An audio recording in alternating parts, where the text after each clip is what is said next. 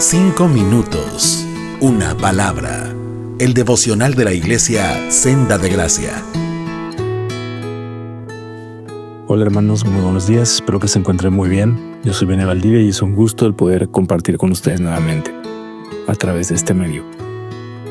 Como bien sabemos, como ciudad y como estado, como país, hemos estado viviendo días bien difíciles, bien complicados, llenos de inseguridad y de incertidumbre, con muchas cosas malas pasando alrededor. Y un día de estos, mientras veía video de noticias internacionales, estaba yo sintiéndome un poco cargado, un poco estresado, pensando en todo lo malo que está pasando en el mundo. Y recordaba yo que también hace poco había visto un post de internet que tenía esta leyenda. Sí están pasando cosas malas, pero los buenos somos más. Y seguro que has escuchado esta frase, que estoy bien convencido de que en este contexto no se pone de un modo vanaglorioso, sino se utiliza para dar ánimo, ¿no? Cuando las cosas parecen ir solamente mal. Pero debo admitir que me quedé pensando en esto, en cómo los seres humanos calificamos a otros por lo que vemos. Y no digo que esté del todo mal, ¿no? Sí, sin embargo, es natural que en este sistema de calificación la mayoría de las veces nos vemos a nosotros mismos como los buenos, porque muchas veces creemos que lo que nos hace mejores personas son las cosas que hacemos. Y es aquí donde quiero compartir un texto que estaba leyendo también hace poco en Romanos 4, versos del 1 al 3, donde Pablo está explicando algo contrario a lo que como seres humanos estamos acostumbrados a ver. Pablo habla de que la justicia, lo que nos hace justos, lo que nos hace buenos, lo que nos hace aceptables delante de Dios, no se basa en nuestras acciones. ¿En qué se basa entonces? Veamos lo que dice el texto. Si tienes tu Biblia por ahí. Dice así Romanos 4, del 1 al 3. Humanamente hablando, Abraham fue el fundador de nuestra nación judía. ¿Qué descubrió él acerca de llegar a ser justo ante Dios?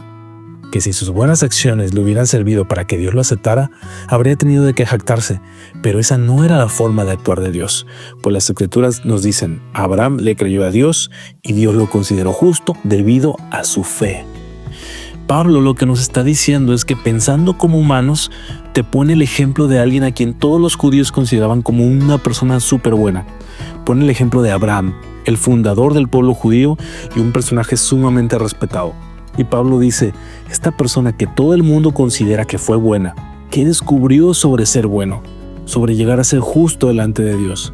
Y responde que si sus buenas acciones le hubieran servido para que Dios lo aceptara, habría tenido entonces de qué presumir, de qué jactarse. Pero lo que Abraham descubrió, de acuerdo a lo que Pablo aquí dice, fue que para ser considerado justo solo necesitó una sola cosa. ¿Cuál fue? Creer a Dios, creerle a Dios. Y me quedé pensando en esto porque estaba yo meditando en cómo esta perspectiva cambia muchas cosas.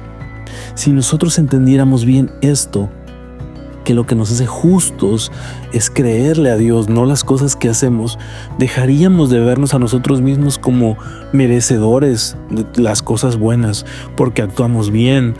Y no nada más eso, veríamos en las personas de nuestro alrededor la necesidad de conocer al mismo Jesús que hemos conocido tú y yo.